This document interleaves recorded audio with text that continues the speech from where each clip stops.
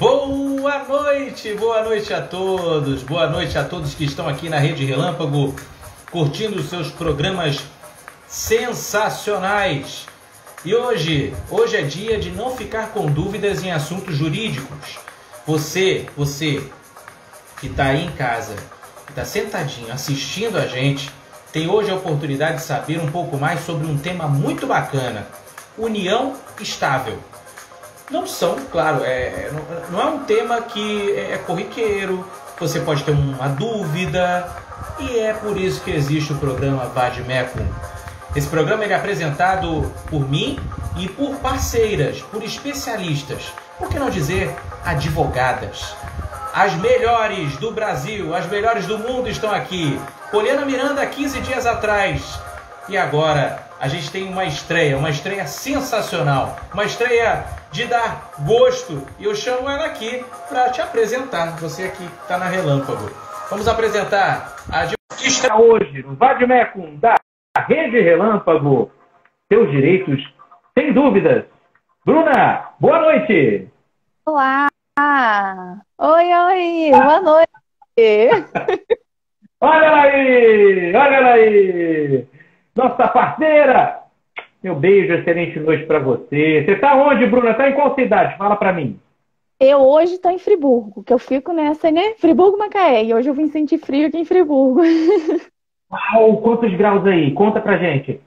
Eu não sei, mas deve estar uns 10, 8, por aí, porque tá muito frio.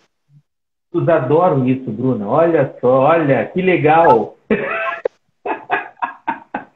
Olha aí a galera que está entrando muito. Ó, é um prazer que todos estejam aqui. Por favor, sentem, tomem lugar na live, que hoje a live é importante, gente. Hoje a gente vai falar sobre um tema que é muito, muito legal a gente saber, tá? Mas antes disso, vocês podem estar vendo aqui a Bruna Camacho, é a nossa mais nova parceira, é a caçula da Rede Relâmpago, crachazinho número 10. É a caçula da Rede Relâmpago. Ela vai apresentar o Vademecum comigo. Vai ser de mês em mês, né? Porque depois tem a Poliana daqui a 15 dias. Depois ela, depois de 15 dias. Então, mês em mês, vai estar a Bruna Camacho. Ela vai se apresentar agora. Vamos conhecer um pouquinho melhor mais da Bruna. A Bruna tem vários vídeos na internet. Depois eu vou contar para vocês. Mas é maravilhoso, maravilhoso. Bruna, conta pra gente como é que surgiu você ser advogada. O que veio na sua cabeça? E você é advogada, doutora Bruna. Fala pra gente. E essa é uma história longa. Primeiro, eu quero muito agradecer a oportunidade de estar aqui. Eu fiquei muito feliz com o convite, principalmente depois ali que eu vi a proposta, né, do seu canal, que vem junto de encontro aí a minha proposta também, quando eu decidi vir para a internet, né, que é levar conhecimento às pessoas. A minha trajetória é muito engraçada, assim, porque lá quando eu estava no ensino médio, eu nem pensava em fazer direito, eu queria fazer medicina. E acabei caindo no direito, a vida me levou e eu entrei para a faculdade de direito e me apaixonei, assim. Foi um caminho que realmente me transformou como profissional, né, e como pessoa. Eu entrei na faculdade em 2013. Em 2014 eu já comecei a trabalhar em escritório como estagiária. Estagiei até praticamente o fim da faculdade. Finalizei ele em 2018. Passei na prova da OAB, em 2019 eu já comecei a advogar. Eu tive ali um período que eu trabalhei no comércio e que foi um período que eu aprendi muito, contribuiu muito para mim como pessoa e para a profissional que eu sou hoje. E nesses anos, né, todos, acompanhando as pessoas dentro do direito, acompanhando os problemas das pessoas de perto, eu fui percebendo, né, a necessidade que as pessoas precisavam de ter uma acessibilidade maior às leis, uma acessibilidade maior ao seu direito. E isso se tornou meu propósito, assim. Hoje eu trabalho com o intuito e com o propósito de tornar o direito mais fácil e mais acessível às pessoas.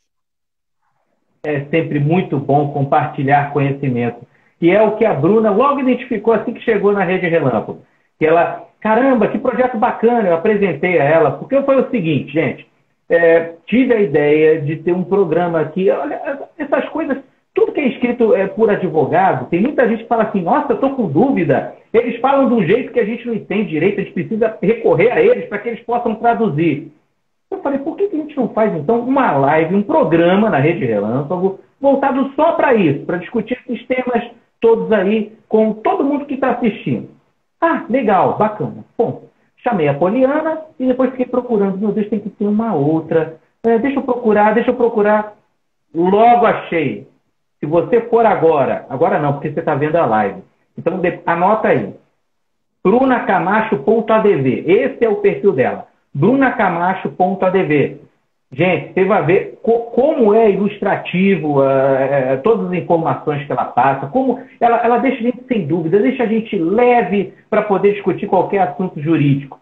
E a Bruna está aqui, foi convidada para poder compartilhar conhecimento aqui comigo na Rede Relâmpago. Eu que agradeço, Bruna, a sua parceria, agradeço por você ter aceitado logo de cara. Poxa, que bacana, eu quero sim, vamos embora quando eu começo.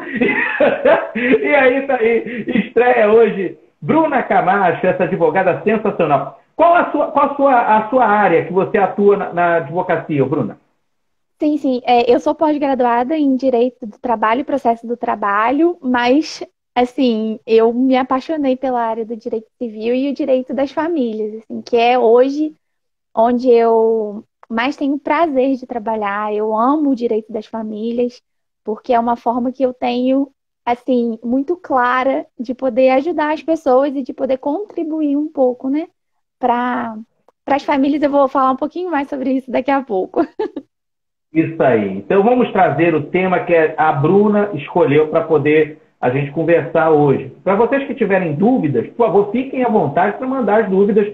Se não quiser se identificar, manda na caixinha, que eu nem falo o nome. Eu falo um amigo meu, uma amiga minha, falou isso assim, assim, assado, e fica todo no sigilo, tá? Até porque tem um código de ética também dos advogados, ao qual eles precisam também seguir, né? Assim como jornalista também. Tem jornalista que palastrão, mas aqui na Rede Relâmpago a gente também segue um código legal.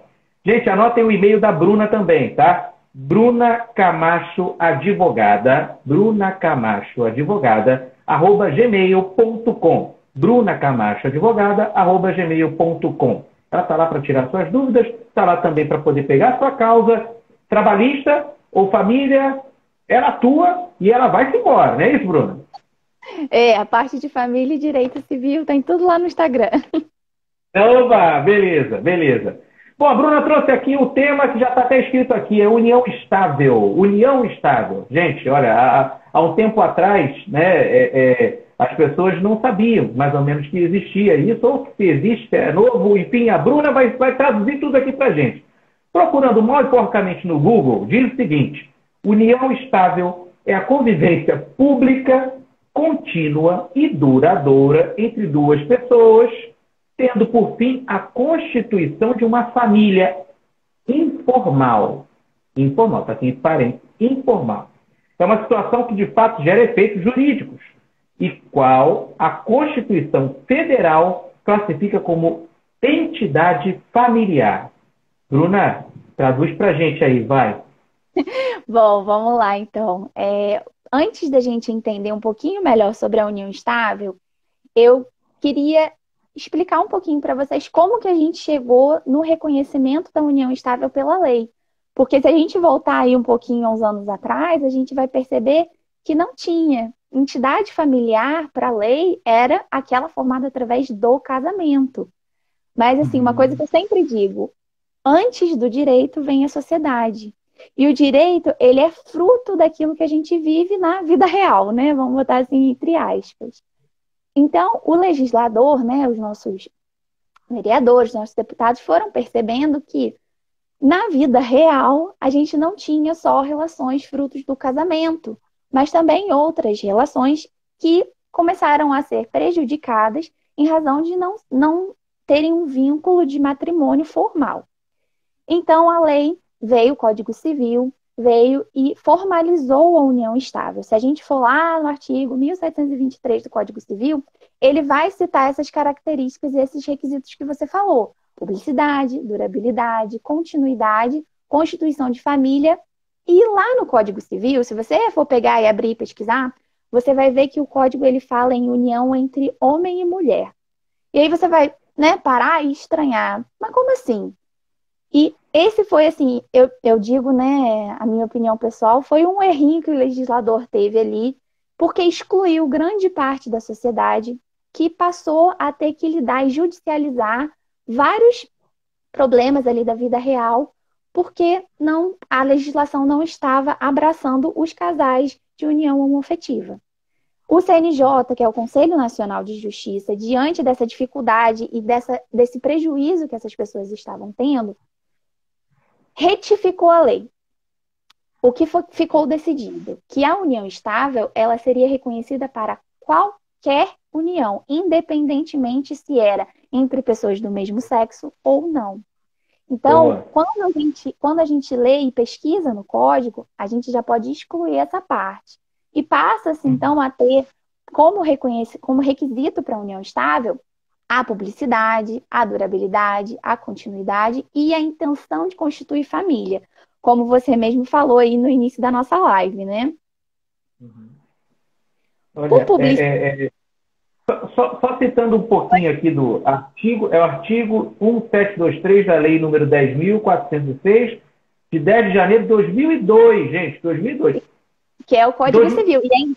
E é engraçado a gente até destacar aí que antes desse código, o Código Civil de 2002, ele veio para reformar um Código Civil que a gente tinha, que era de 1916. Então, assim, 1916. Antes de 2002, a gente tinha em vigor um Código Civil de 1916. Então, assim, em especial, as relações familiares se modificaram muito ao longo desses anos. Se você pensar de 2002 para cá, a gente já teve muita modificação. Já, muita coisa. É por isso que me alertou, tipo, caramba, ele já é uma modificação de um de 1916. Você imagina quanta coisa veio daí para frente que ficou, tipo, meu Deus, e agora? Qual lei me abraça? Não tem e tal. Só em 2002 o troço, né? Pelo menos a coisa ficou reconhecida. E aí diz no artigo 1723, é reconhecida como entidade familiar, a união estável entre o homem e a mulher, como a Bruna muito bem falou aqui, configurada na convivência pública contínua e duradoura estabelecida com o objetivo de constituição de família. Caramba! Vai lá, Bruna, continua. Desculpa ter te interrompido, que eu estava lendo aqui. E esse é um fato muito importante da gente destacar, porque até hoje, muitas pessoas não acreditam, assim, não acham que a união homoafetiva ela pode ser reconhecida como união estável. E isso vai gerar inúmeros problemas e dores de cabeça lá na frente. Porque, assim, eu estava conversando com uma colega outro dia e ela falou comigo uma coisa muito engraçada, assim. O casamento e qualquer outro relacionamento sempre termina. Ou termina pelo divórcio, pela separação, ou pela morte. E as relações patrimoniais do relacionamento, elas são muito importantes. Como a lei ela não abraçava os casais homoafetivos, como a gente ia decidir ali, como a construção patrimonial desse casal ia ser definida na separação ou então em ocasião de fazer um inventário. Né? Então, essa modificação na legislação ela foi extremamente importante. Então, agora a gente tem união estável tanto entre casais heteroafetivos e homoafetivos. Aí a gente passa para os outros requisitos, que são da publicidade, durabilidade, continuidade e constituição de família. Por publicidade, assim, é o óbvio, né? As pessoas que convivem com aquele casal devem reconhecê-lo como um casal. Continuidade é a mesma coisa. A gente não tem como definir união estável, e vocês vão entender daqui a pouco o porquê de um casal que num tempo está junto, dali muitos anos volta a estar junto, aí se separa. A continuidade, então, ela vai ser importante a gente definir ali um parâmetro para esse relacionamento, né? Por durabilidade também. Essa semana, eu li, compartilhei até lá nos stories, um casal que entrou na justiça, enfim, e estava se questionando a união estável de um relacionamento de 2 semanas. E aí a gente fica assim, a lei, ela não estabelece um tempo mínimo para a união estável. Ela não fala nada sobre tempo. E aí entra esse último requisito, que é o da a intenção de constituir família. E essa intenção, ela tem que ser presente. Ela não pode ser futura. Se a gente for pensar, os relacionamentos, a gente tem o namoro, o noivado, o casamento e a união estável. O namoro e o noivado, eles são um momento prévio à constituição da família. Ou seja, aquele casal, ele está intentando formar uma família, ele quer formar uma família. O casamento e a união estável, já não. Eles já são uma família. Ah, Bruno, mas aí como é que eu vou saber, vou identificar? Quantos casais a gente não vê que não são casados, mas se apresentam como marido e mulher? Não é? Verdade. Não é verdade? Esse casal, ele já se reconhece como família. Ele já tem o sentimento de família. Então, às vezes, não é o tempo que vai definir isso. Não é se tem filho ou não. Porque muitas pessoas confundem também. Tem casais que têm filhos, mas não necessariamente vivem em união estável. Então, esse último requisito, que é um requisito subjetivo, a constituição presente de formar uma família, essa intenção, ela é subjetiva e ela vai ser discutida através das práticas daquele casal, observando ali no dia a dia, nas provas que a gente vai trazer, né, se vier a acontecer um processo de reconhecimento, para poder identificar. Realmente, esse casal formava uma família, apesar de não ser casados? E aí a lei vai lá.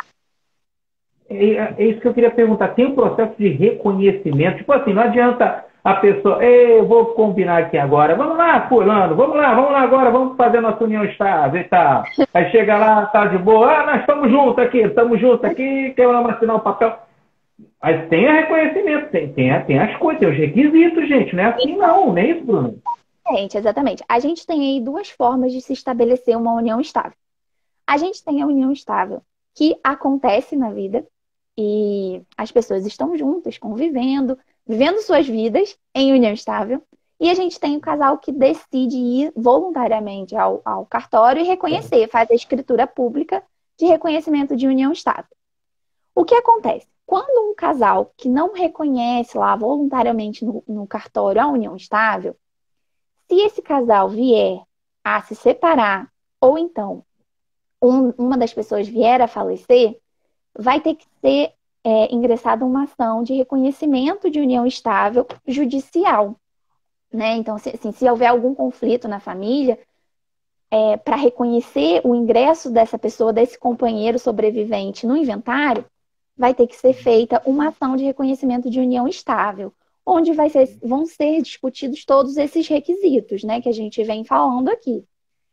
E aí, um ponto muito importante que eu queria passar aqui para vocês é a necessidade da gente antever o problema. Né? Hoje, assim, eu trabalho e eu foco muito a minha advocacia em trabalhar antes do problema. Porque às vezes a gente pensa no advogado só na hora que o problema aparece, né? Poucas pessoas procuram um advogado para fazer um contrato de locação, mas aí na hora que o inquilino não paga o aluguel, corre no advogado. Né? E assim, na construção da minha profissão, eu fui percebendo quantos problemas poderiam ser evitados se a gente antevesse esse problema. Então, assim, quando a busca por um advogado para reconhecimento da união estável é muito importante, porque vai proteger as duas partes. Primeiro, quando você faz o reconhecimento da união estável, você tem a possibilidade de optar pelo regime de bens que melhor se adequa ao casal. E aí a importância também de um advogado estar acompanhando, porque a gente consegue identificar numa entrevista com as pessoas, numa consultoria, qual é o melhor regime que se adequa. Porque assim, a depender das perspectivas e dos sonhos de cada um e dos sonhos em conjunto do casal, um ou outro regime vai se adequar melhor. Se você não faz esse reconhecimento, a lei impõe o regime de comunhão parcial de bens. Que é isso? Aqueles bens adquiridos durante a união vão ser partilhados pelos dois, porque entende-se que o esforço foi comum. Mas não se comunicam os bens adquiridos antes da união. E aí, se você não faz esse reconhecimento em cartório, quem vai decidir vai ser o juiz, com base nos elementos, né, e nas provas que você trouxer no processo, né, até o juiz. Então, assim, você dá esse passinho antes, reconhecer, não, realmente eu vivo ali em união estável, quer constituir uma família. Às vezes não quer se casar, né? Mas vai lá no cartório, faz o reconhecimento com a orientação de um advogado, sempre, é sempre muito importante. Não é obrigatório, tá, Vitor? Para você fazer o reconhecimento da união estável no cartório, não é obrigatório o acompanhamento do advogado, mas a dissolução é obrigatório. Então, se você quiser, né, fazer um divórcio da união estável, né, que é a dissolução que a gente chama, é necessária sim a presença de um advogado.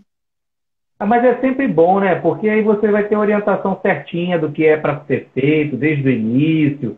É importante quem estiver querendo fazer, né, união estável, que é uma boa, né? Você quer você quer constituir família, mas você não quer casar, né? A Bruna bem disse. Procura lá um advogado para melhor se informar quais documentos, o que vai acontecer com vocês, partilha de bens, como é que vai ser isso, para não dar problema depois, antever ao problema, né? Como a Bruna bem colocou. É importante você se calçar sobre tudo. Você quer isso aí mesmo? Realmente o companheiro, a companheira que está do seu lado, né? Realmente vocês vão ali constituir família, tá certo? Que é uma coisa muito séria, né, Bruna? As pessoas querem fazer como tipo assim, vou brincar de casinha. Aí foi como, daqui a 2 semanas o cara, não quero mais, vou rasgar esse papel. Não é só rasgar o papel não, negão. Tá lá tá registrado, não é isso? Tá registrado direitinho. Isso. Olha, tem uma pergunta da minha esposa. Meu Deus do céu, minha esposa perguntando. Mas nós somos casados. Quem tem união estável e depois também se casa, como faz o divórcio?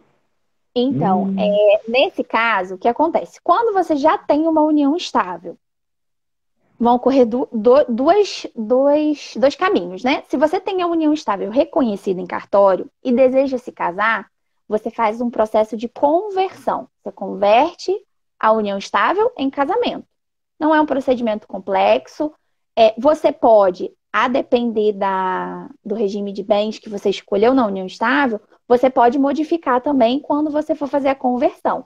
Só tem que se atentar para um detalhe. Se você, na união estável, decidiu pelo regime de comunhão de bens, e no casamento, na hora de fazer a conversão, você optar pelo regime de separação de bens, o regime de separação de bens ele só vai valer da data do casamento para frente. O regime de comunhão parcial vai valer no decorrer da união estável. Tá?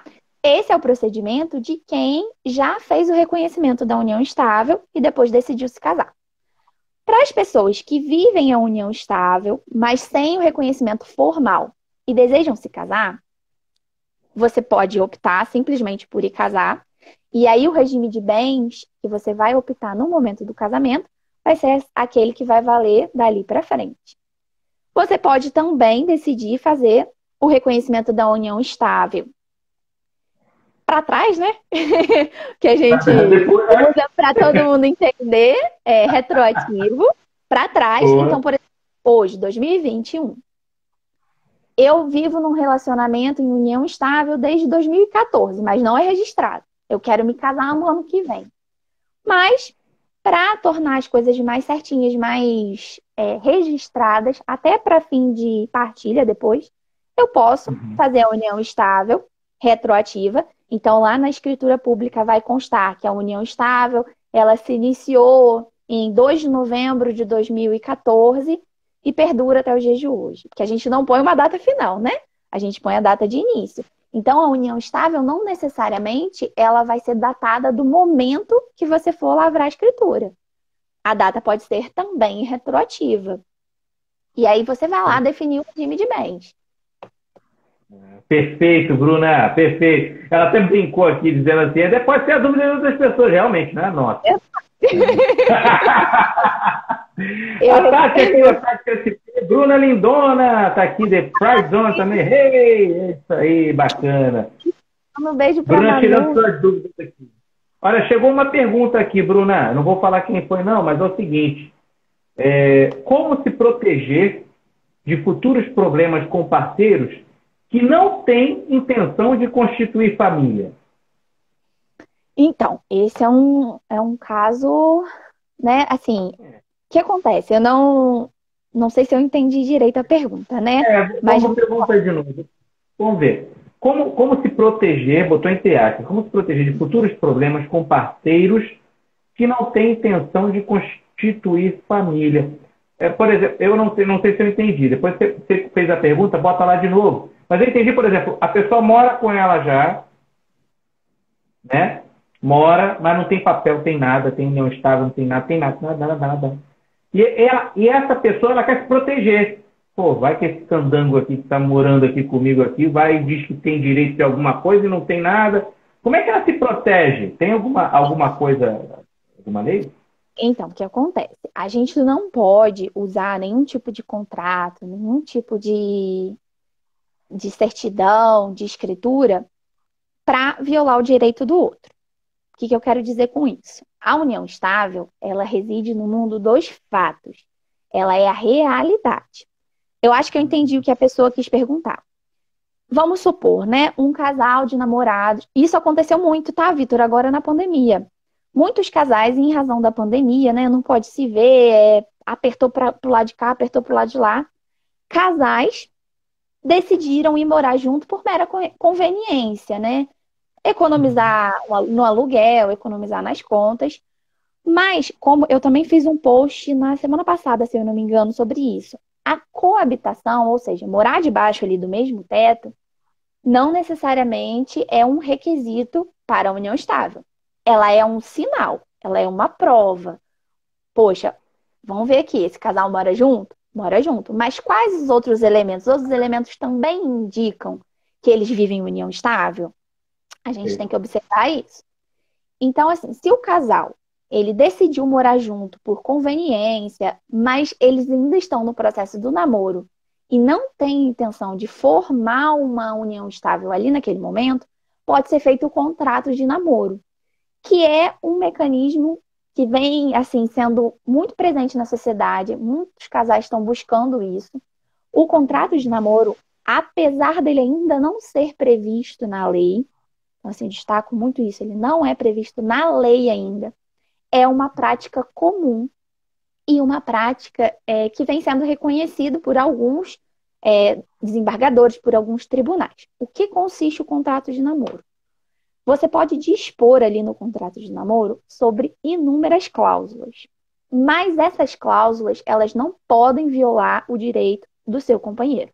Ou seja, eu não posso colocar ali numa cláusula no contrato de namoro dizendo que eu nunca vou ter intenção de constituir família com aquela pessoa, portanto, qualquer ação de união estável vai ser inválida. Não pode. Por quê? Eu posso ter um documento dizendo que é contrato de namoro. Mas se na vida real a gente vive com os elementos da união estável, numa ação futura, o juiz vai reconhecer a união estável.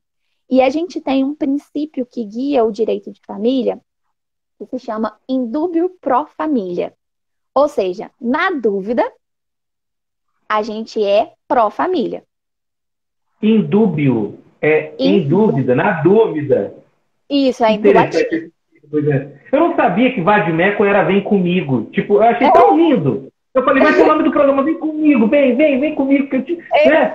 Vai com você só durante um tempo, porque depois aquele peso não cabe mais não. Só se for no celular.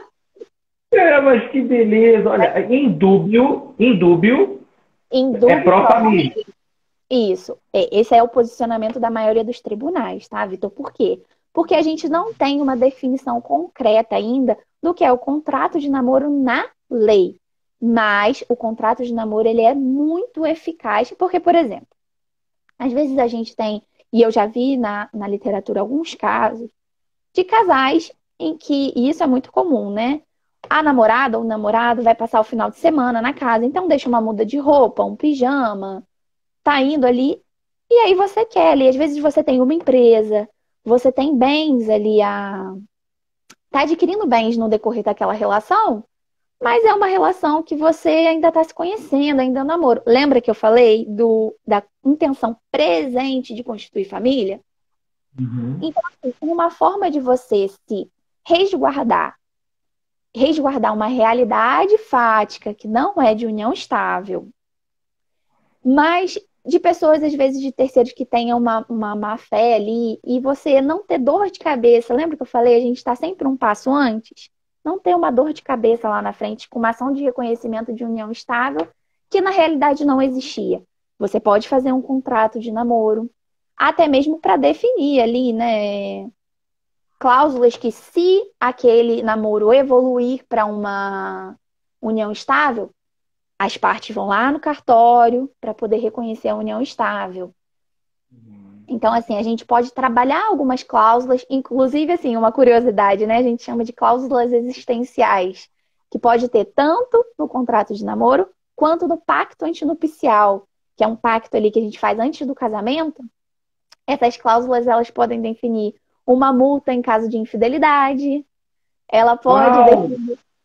Sim, tanto no contrato de namoro, quanto no pacto antinupcial. Olha quanta coisa que a gente pode fazer, né? Você pode definir ali, uma professora minha falou uma vez que fez um pacto antinupcial, assim, que todas as sextas-feiras o marido, né, no caso o futuro marido, estaria autorizado e iria jogar futebol com os amigos. Isso é uma cláusula existencial. Não tá na lei, mas tá lá no contrato. É uma curiosidade, né? Mas então, assim, eu não sabia do contrato de namoro, não sabia. Então, assim, é um instrumento que está aparecendo aí, né? Muitas pessoas, principalmente, assim, pessoas que já passaram por um divórcio, estão ali, né, no namoro, e hoje em dia é inevitável você ter, às vezes, uma intimidade maior, né? Um convívio maior, frequentar a casa, mas não necessariamente a formação de uma família. Então, para se proteger, nesse primeiro momento, você pode e deve fazer o contrato de namoro. A gente só não pode fazer o contrato de namoro para burlar o direito do outro. Ou seja, se você realmente vier a viver, né, uma união estável, usar o contrato de namoro como ali um jeitinho para impedir o acesso do seu companheiro ali a bens a partilhar, por exemplo. Mas o contrato de namoro, ele é extremamente eficaz para você comprovar que, por exemplo, vou usar aqui meu noivo como exemplo. Eu e o Carlos. A gente começou o relacionamento 27 de setembro de 2017. A gente fez um contrato de namoro datado aí desse dia. A gente vem a se separar 2 anos depois, ou então 1 ano depois, e ele vem querendo dizer que a gente tinha união estável desde aquela época. Eu tenho uma prova de que naquele momento a gente não vivia. Pode ser apurado em qual momento a união está. Esse elemento da constituição de família passou a existir. Mas daquela data as duas partes livremente manifestaram que estavam tendo apenas um relacionamento de namoro. Isso aí. É para se resguardar, né, na verdade. Porque a união estável, ela já é lei, muito, imensamente mais forte do que o contrato de namoro. Mas o contrato de namoro é uma forma de você se resguardar para, tipo assim, ó, tá pensando aqui que tá deixando as roupas todas aqui, eu comprei um carro novo e já tem direito ao carro. Não, tem não. Não está no contrato de namoro isso, não temos união estável, não tem absolutamente nada. Só tem um contrato de namoro para poder dizer assim, o que é daqui para cá, meu filho. Só isso, pedacinho aqui que é nosso. O contrato de namoro, ele passa a ser mais um elemento a somar lá caso venha a haver, né, uma ação de reconhecimento de união estável. Ótimo, para se proteger. Tudo que é para se proteger é melhor, né? Senão a gente fica naquele, tipo assim, no incêndio chamando a doutora. Doutora Bruna, me ajuda! Doutora Bruna, me ajuda! Meu Deus do céu. Olha, veio aqui a mensagem dizendo... Bruna, exatamente isso. Respondeu a minha dúvida. Tá aqui, pronto. Beleza. Nós conseguimos entender, realmente. Muito bacana. Bom quando isso acontece realmente. Pronto, tiramos a dúvida de uma das telespectadoras aí. Que, aliás... Um beijo e abraço para todo mundo que está entrando. Bruna, quer mandar um beijo e abraço para alguém? Fica à vontade. Vou mandar. Eu já vi algumas pessoas aqui, vi que minha sogra está aqui, meu noivo está aí, meu tio também acho que está lá assistindo. Tati, manda um beijo para Manu, tô morrendo de saudade dela. A outra pergunta a respeito de casais que não desejam ter filhos. Como eu disse, assim, o fato dos filhos, né, a prole, ela não vem a ser um indicativo de união estável, como também casais que não têm filhos, não quer dizer que eles não vivam em união estável. Então, assim, a gente tem casais aí que vivem anos e anos juntos e desejam, né? Não têm desejo e interesse em ter filhos, mas vivem em união estável. Então, esse reconhecimento pode acontecer também. Eu recebi uma pergunta na caixinha que eu fiz ontem, eu recebi algumas perguntas, e uma pergunta foi... Manda ver. Se você quiser expor as perguntas, por favor, fica à vontade, tá? Eu recebi algumas, e uma que apareceu mais de uma vez foi o fato da partilha de um imóvel construído, né, num terreno de terceiro, em uma união estável que ainda não era reconhecida. O que acontece nesses casos? É mais um daqueles desdobramentos patrimoniais que acaba te dando uma dorzinha de cabeça às vezes, né? Ai. Nesse caso, tanto se fosse um casamento como uma união estável reconhecida, ou uma união estável fática ainda não reconhecida, a partilha ela vai acontecer apenas da construção. Então, a gente tem uma construção em cima de um terreno de terceiro. A propriedade do terreno em si, vamos supor, geralmente acontece muita construção do terreno da sogra, dos pais. O terreno, o direito de propriedade do terreno é daquele que é o proprietário. Agora, a construção é daquele casal. Aí vai depender do regime de bens optado. Se você tinha o reconhecimento, a partilha vai seguir a regra do regime de bens escolhido. Então, comunhão parcial, separação de bens, vai depender do regime que você escolheu no momento da lavratura da escritura. Se você não tem a sua união estável reconhecida ainda, vale o que a lei determina. O regime é impositivo, é o regime da comunhão parcial. Então, vai ser apurado ali, né, o valor da casa, quanto você gastou, quanto ela vale, para poder ser partilhado no momento da dissolução. Caramba, e você que está acostumada a pegar alguns casos, né, alguns casos, inclusive, de união estável, tem muito caso assim, Bruna? Tem uns montes, né? Muito porque, assim, as pessoas, é o que eu te falo, assim, a importância das pessoas entenderem os seus direitos e os seus deveres. Muita gente não sabe disso, assim, e a vida vai acontecendo, né? Hoje eu fiz até um atendimento em que o sogro tinha cedido o apartamento, eles fizeram reforma, e aí, como que fica na hora da separação? Né? A vida vai acontecendo e as questões patrimoniais vão surgindo, e como que fica. Por isso a importância da gente entender o que é o regime de bens. Às vezes, assim, você vai no cartório, o servidor do cartório, ele te apresenta, né, os regimes, mas ele não tem como te dizer qual que é o regime ideal para o seu casamento, para a sua união. Não tem como ele te explicar, porque ele não sabe os seus anseios, ele não sabe os seus sonhos, ele não tem como adivinhar qual é o sonho daquele casal. Então, assim, para antever esses problemas, principalmente na hora da partilha, assim, seria excelente se todo mundo que terminasse um relacionamento, decidisse terminar um relacionamento, terminasse bem. Mas não é a realidade da maioria dos casos, né? Principalmente quando vai para a justiça. Se vai para a justiça, geralmente tem litígio, tem briga, né? Então, assim, é uma dor de cabeça que às vezes pode ser evitada se a gente souber o que eu preciso saber, o que eu preciso fazer para poder evitar esse problema, né? Cada um fica com a sua nota fiscal lá, tipo, empurrando um no outro. Não, eu que paguei esse pedaço. Não, esse pedaço é meu. Ah, mas era de papai, era de mamãe e tal, tudo mais. E aí fica, né? Eu comprei a telha, então vou tirar a telha da casa e quero ver você entrar lá dentro e tal. Tem essas histórias. E aí só uma ação. E essa foi muito interessante, assim, essa colocação que você disse, porque às vezes a pessoa diz assim, casal, né, vive lá, o regime é o de comunhão parcial, e diz assim, não, mas quem pagou fui eu. Então vamos supor, né, a mulher que pagou por tudo, o esposo não contribuiu financeiramente, o companheiro, mas ele também tem direito, né? Hoje os tribunais, eles reconhecem que os casais que têm o regime de comunhão parcial de bens, eles contribuem em esforço comum. Não é só o esforço financeiro, né? Então, assim, a partir ela não entende só quem quem pagou e tem a nota fiscal, não, de qual conta saiu, não.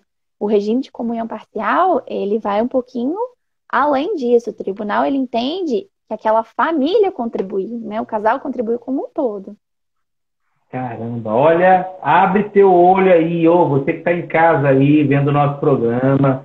Não estou aqui falando para separar de ninguém, mas abre teu olho aí, Não, olha, em relação à papelada, em relação ao que tem direito, ao que não tem direito, porque muita gente popularmente acha que, mas eu paguei tudo, ele não pagou nada, ele não tem direito. Não, mas você está vivendo junto, você tem um documento, tem a união estável, né?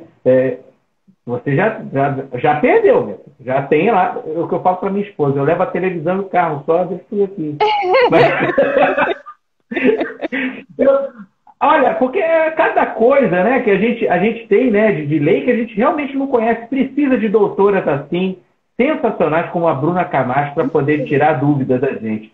Olha, fuçando na internet, a gente tem cada dúvida, eu não sei nem... Bruna, olha a pergunta, quem tem união estável pode receber auxílio emergencial? Acho que não tem a ver uma coisa com a outra, ou tem? não tem a ver, mas eu posso tentar sanar essa dúvida, né? Eu já fiz aí algumas ações de perdão, de auxílio emergencial no escritório que eu sou parceira. E assim, o que acontece? Hoje, o auxílio emergencial, ele é diferente do regime que era o ano passado, tá? Então, assim, quem está entrando com um pedido retroativo tem que se atentar para as regras da época.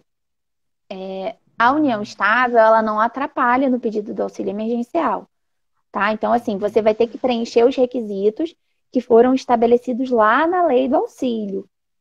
E um dos requisitos era o teto máximo. Eles estabelecem um teto máximo, eu não vou me recordar agora o valor, era 3 mil e poucos reais no ano passado. O auxílio 2021, eu não sei te informar, porque eu não estou atendendo nenhum caso agora nesses moldes. Mas existe um teto. Então, assim, se você tiver uma união estável, mas o seu companheiro receber acima desse teto, não teria como fazer o pedido do auxílio. Tá? Então, assim, se atenta às regras lá do auxílio. Se você for no site, eu acredito que no site do Ministério da Economia, ou então no site da Caixa, você vai encontrar lá todos os requisitos para pedir o auxílio emergencial. Gente, a Bruna é demais. Ela nota 10 aqui, nesse nosso seminário, nesse webinar, enfim, como quiser chamar. Bruna, pode ser casado e ter união estável? Não pode não. Não, rapaz, moça, não pode não. Se você é casado, você é casado. É casado, vale o casamento, negão. Que história é essa? Não pode não. Não pode não. É assim, para você, quando você tem um matrimônio ali, não pode estabelecer união estável com mais ninguém. Não sei se a pessoa que perguntou não estava aqui antes, né? E às vezes não se expressou tão claramente. Quem tem união estável e quer se casar com o seu companheiro da união estável, pode converter a união estável em casamento. Então, você pode se casar com quem você tem união estável. Se você é casado, às vezes é casado só no papel, né? É separado de fato e casado no papel. Se você nesse caso, você ainda não formalizou o seu divórcio e quer fazer a união estável com uma outra pessoa, às vezes é seu atual companheiro, o que você tem que fazer? Faz o divórcio, ou faz o divórcio extrajudicial, vai lá no cartório e faz o divórcio, ou então faz um divórcio judicial. É importante, Vitor, outro fato aqui que muita gente não sabe. O divórcio não tem essa de que ele não quer me dar o divórcio, ela não quer me dar o divórcio. Não existe. Olha, eu já ouvi tanto de amigos, gente, olha, não posso dizer, mas muitos amigos, uns amigos aí. É muito comum. Eu não quero me dar o divórcio, é comum. Porque assim, quando tem litígio, às vezes a pessoa fica assim, não, eu não vou assinar o divórcio, não. O que acontece? O divórcio é o que a gente chama, né? Vou dar os nomes técnicos aqui para a gente poder saber, mas eu vou explicar direitinho. O divórcio é o que a gente chama de direito potestativo. O que é isso? É seu direito, independe da vontade do outro. Então, assim, se eu quero me divorciar e a outra parte não quer, a gente não vai poder fazer o extrajudicial. infelizmente. Mas você ingressa com uma ação de divórcio litigioso e o juiz ele vai homologar o divórcio. O processo com relação à partilha de bens, pensão alimentícia, se existir, o processo vai continuar, né? Porque aí depende da outra parte realmente apresentar contestação, enfim. Mas o divórcio em si, ele é um direito potestativo. Então, o juiz vai homologar, você vai conseguir ter aí a formalização do seu divórcio e estabelecer a união estável com outra pessoa. Eita, olha aí. Bruna tirando dúvidas sensacionais no Vagmecum de hoje. Tema é união estável. Fique à vontade para você participar, né? Tem aqui... Bom, enfim, eu estou vendo aqui algumas perguntas, aproveitando mesmo a Bruna, gente. É como se a gente pegasse assim, o conhecimento dela e pegasse assim, ó, e fosse torcendo até o último... Como você quer secar a roupa, assim, ó, fica torcendo, até sair o último pingo. Então, vamos lá. Eu sei que não pode, mas vamos lá. Eu não sei, não sou especialista. Vou perguntar para especialista. É possível ter duas uniões estáveis? Então, esse aí é um caso mais complicado. Vai depender... Eita. Porque Não, foi como eu te disse. Mas pode? A união estável... Então, depende. Por quê? A união estável, ela reside no mundo dos fatos. Então, assim, vai depender do porquê você quer saber disso. Então, assim, às vezes, a gente tem uma pessoa que viaja de uma cidade para outra. Tem a união estável fática com duas famílias. Uma família não sabe da outra. E aí, como que fica o direito dessas pessoas? Aí, necessariamente, vai haver judicialização nesse caso. Tá? Se tiver, assim, dissolução dessa união depois, vai haver judicialização. A gente tem que lembrar que a intenção do Código Civil, ao formalizar a união estável, foi de comparar e equiparar a união estável ao casamento. A gente não pode ter dois casamentos ao mesmo tempo. O Brasil, ele não aceita poligamia. Então, assim, a gente tem que ter isso em mente, assim. Não adianta você querer utilizar a união estável para mascarar uma situação ali que você quer ter várias famílias ao mesmo tempo, e isso vai prejudicar patrimonialmente outras pessoas, tá? Então, assim, é um caso muito delicado, tem que ser analisado, saber o que aconteceu, por que aconteceu, quais são as intenções, qual não é, sabia, não sabia. Então, vai depender, assim. Perfeito. Bruna, desquite e divórcio são diferentes? Então, desquite era um instituto que a gente tinha lá no Código Civil de 2016, né? Antes da lei do divórcio. Porque a lei do divórcio, ela é de 70... Eu não vou me recordar agora, eu sou péssima com data. Eu falei o número do artigo aí que eu tô com ele anotadinho aqui, porque de número eu sou péssima. Eu sei tudo que tem lá, mas número eu sou péssima. Mas é de 70 e pouco. Então, assim, ela é muito recente. 77. Né? Eu fiquei na dúvida se era 3 ou 6. É dos anos 70. Então, assim, antigamente a gente tinha essa figura do desquite, né? Que nada mais é assim, se equipara ao divórcio hoje em dia, né? A gente poderia, não existe mais, tá? Não se fala mais em desquitado, não existe mais esse termo. Mas antes da lei do divórcio se utilizava esse termo, né? Desquite, é verdade, desquite. Era antes do divórcio que se usava esse termo. Era um termo, né? Em vez de falar divórcio, vou me desquitar. E assim, isso trazia um peso muito grande na sociedade daquela época, né? Principalmente para as mulheres. Trazia, assim, um peso e uma marca que, assim, a gente que vive hoje em dia, acho que não tem nem como imaginar, né? O que essas mulheres passaram, mas trazia uma marca muito forte. E, às vezes, prejudicava as relações dessa mulher na sociedade. Pois é, gente. Olha, e quanta coisa que a gente está conseguindo agora, graças a Deus, direito da mulher, né? Tem tantas advogadas. Olha, até a própria Poliana, né? Ela traz temas muito legais aqui sobre a mulher, sobre o direito da mulher. Então fique ligado, daqui a 15 dias tem outro Vagmecum com a Poliana também. A Poliana vai trazer um tema muito legal. Ela até já se antecipou, então eu posso falar então aqui. Ela vai trazer sobre o caso da Britney Spears, Olha isso. Está sendo uma coisa polêmica, uma coisa danada. A gente vai falar sobre essa lei, sobre se ela tem direito realmente. O pai dela, né? O pai dela parece que praticamente colocou como se ela fosse um vaso de planta. Ela não pode fazer absolutamente nada, nada, nada, não é isso? Sim, o depoimento dela, assim, vazaram, né, alguns áudios do depoimento dela em audiência É e foram muito tudo. comoventes, né? E trouxe essa discussão. Será que pode no Brasil isso também? Não pode? Não vou me Pois é. antecipar. A Poliana vai explicar Não, semana não. que Não, pois é, vem. a Poliana vai explicar isso aqui na Rede Relâmpago, no Vadimecum, daqui, terça, a outra. E não, a outra terça é aniversário da minha mãe. Beijo, mamãe! Aí na outra terça tem o Saúde, etc., com a Flávia. E aí na outra, dia 27. 27. Tá? E Poliana Miranda.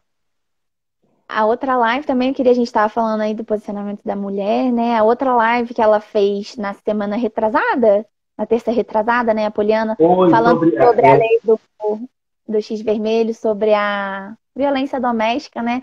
Tem um conteúdo muito interessante, assim, eu recomendo a todo mundo assistir, porque foi uma conversa muito interessante, ela explicou direitinho, e é importante todo mundo saber como pedir ajuda e como ajudar quem está pedindo ajuda, né? Sim, porque não adianta nada a mulher lá, pô, tá sendo agredida, tá sendo coagida. Ela chega numa farmácia, vai lá, o xizinho vermelho, mostra pro atendente da farmácia, o cara vai ficar assim, meu Deus, o que ela quer dizer? O que é isso? Então é bom você se informar mesmo. E a gente está aqui para fazer isso. A gente está aqui para compartilhar conhecimento. Olha quanta coisa. Eu aprendi hoje sobre contrato de namoro. Não sabia nem que existia esse treco. Gente, tem uma coisa antes da união estável, que é o contrato de namoro, que você pode se resguardar a possíveis problemas que pode ter. E, ao mesmo tempo, também deixar aquilo também bem tranquilinho para você também, ficar bem e tal, e amparado, vamos dizer assim, por uma lei que não é lei ainda. Mas Eu vou fazer o seguinte, em sua homenagem aqui, amanhã eu vou fazer um post sobre contrato de namoro, explicando melhor lá o que é. Aí, eu estou falando que eu tenho os melhores parceiros do mundo, gente. Eu tenho os melhores profissionais que estão aqui. Você quer as duas melhores advogadas do Brasil? Está aqui, na Relâmpago. Poliana Miranda e Bruna Camacho. Gente, está aqui. É só perguntar. Elas são demais, elas são demais. Tem o caso também da Britney também, que você já botou aqui, inclusive, no seu Instagram. Não esqueçam, por favor, de visitar. Depois da live, tá, gente? brunacamacho.adv. brunacamacho.adv. Bruna, você tem algum telefone que você pode dar de contato do seu escritório, do seu trabalho? Lá tem todos os contatos. Lá no Instagram tem tudo. Tá. Olha, ela já te puxa para o Instagram. Então vai lá, brunacamacho.adv. brunacamacho.adv. Bruna, por favor, se quiser discorrer mais alguma coisa que eu não tenha falado, ninguém tenha perguntado sobre união estável, fique à vontade. Eu não tô vendo mais. Ó, minha amiga Lívia vai se casar sábado, tá aqui. Opa! Olha aí. Eu acho que não tem mais nenhuma pergunta aqui, né? Mas o principal de união estável foi tratado aqui? Isso sim, eu vou recapitular aqui só para todo mundo não se esquecer, né? Primeiro, a parte que o Código Civil nos diz ali que a união estável é só entre homem e mulher, já foi derrubada pelo CNJ. Hoje, união estável é entre duas pessoas, não importam se de sexo diferente ou do mesmo sexo. Aí, como requisitos objetivos, a gente tem a publicidade do relacionamento. Todo mundo precisa saber, todo mundo não, né? Mas quem está ali próximo do casal precisa reconhecê-lo como de fato um casal. Durabilidade. Não tem tempo mínimo pela lei. Então, assim, vai ter que ser avaliados todos os elementos, todas as provas daquele casal. Continuidade. Deve ser um relacionamento contínuo. Pode ter ioiô? Pode ter ioiô. Mas, assim, não pode perder o último requisito, que é o da constituição presente de família. Ou seja, o casal ele deve conviver como uma família no presente e não só ter a intenção. Eu tô noiva, eu tenho a intenção de formar uma família. Então, assim, a gente tem sempre essa diferenciação. A união estável é como se fosse um casamento. É uma entidade familiar como um casamento. Diferente do namoro e do noivado, que são as preparações para formar uma família. Perfeito, Bruna, perfeito. Chegou aqui alguma aqui, ó. É possível reconhecer a união estável após a morte de um? Sim, é verdade, esqueci de tratar desse tema. É sim. O que que acontece? Às vezes, a gente não tem o reconhecimento em vida, uma das partes falece, né? Vem a falecer, e aí sim é possível. O que acontece? Às vezes você vai, reconhece ali na certidão de óbito, a pessoa, o declarante, né? Que é a pessoa que vai lá no cartório reconhecer e informar o óbito da pessoa, pode dizer: olha, vivia em união estável com o fulano de tal. Agora, se você quiser, às vezes, para receber o benefício de pensão por morte, entrar no inventário se houver algum litígio, você pode fazer uma ação de reconhecimento pós-mortem. O que é isso? Você vai apresentar lá para o juiz: olha, a gente vivia em união estável no período tal, tal, tal. Demonstrar ali as provas representando esses requisitos que a gente conversou hoje. E aí o juiz vai deferir ou não o reconhecimento da união estável, mesmo após a morte, para você poder ter os seus direitos, tanto a herança, a meação e direitos previdenciários também. Olha, que perfeito, né? Tudo te abraçando, tá? Todas as leizinhas aí para que você fique bem ligado. E qualquer dúvida, por favor, entre em contato com a Bruna Camacho. Qualquer assunto direito a civil, família, sucessões, está aqui. O e-mail, anotem: brunacamachoadvogada@gmail.com, brunacamachoadvogada@gmail.com. O celular, contato via WhatsApp, está lá o link, é só você clicar lá e pronto, está direitinho. brunacamacho.adv é o perfil dela no Instagram. E ela vai estar sempre aqui com a gente agora na Rede Relâmpago. As postagens que a Bruna fizer, ela é da Rede Relâmpago. Não adianta Globo, SBT, ela é da Rede Relâmpago. Só se oferecer mais do que a Rede Relâmpago está pagando. Atenção a todos que estão aí. O programa foi maravilhoso. Bruninha, eu só tenho a te agradecer, viu? E esse resumão que você fez agora me deu até, né? Deu até ideia para os outros programas também. Faz um resumão, fulano e tal. Muito legal. Compartilhando conhecimento sempre. Bruna Camacho, muito obrigado. Nada, que isso. Fico aí ansiosa pelo nosso próximo encontro. E como prometido, amanhã lá no meu Instagram eu vou fazer um post sobre o contrato de namoro. Nossa, que beleza!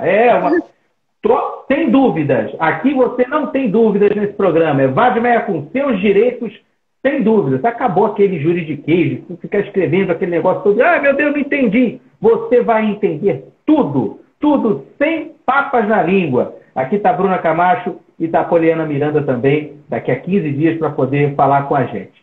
Muito obrigado, Bruna. Obrigado a todos que participaram da live. E a gente volta amanhã. Amanhã tem Relâmpago Entrevista com Noveleiros Real. Aí o cara é fã de novela. Olha, Bruna, o cara entrevistou Francisco Coco, Thiago Lacerda, é um bocado de... só fera. E agora ele está entrevistando atores mexicanos. Gente, é um influencer de novelas. Então, qualquer coisa que você pergunta de novela, o cara sabe. Ele é super estudioso, tem mais de não sei quantos mil seguidores. Vamos saber um pouquinho mais sobre a vida pessoal e profissional dele amanhã. Além do Relâmpago nos Esportes com meu parceiro Alexandre Valente. Oi? Eu amo novela, não vou perder. Pois é, o cara me gerou assim, caramba, o cara é noveleiro, o cara sabe tudo de novela, saca tudo. Gente, um beijo para todo mundo, obrigado pela presença de todos. Beijo carinhoso para você, Bruna, no meio do frio de Nova Friburgo. Tchau, tchau, pessoal, a gente volta na próxima. Valeu!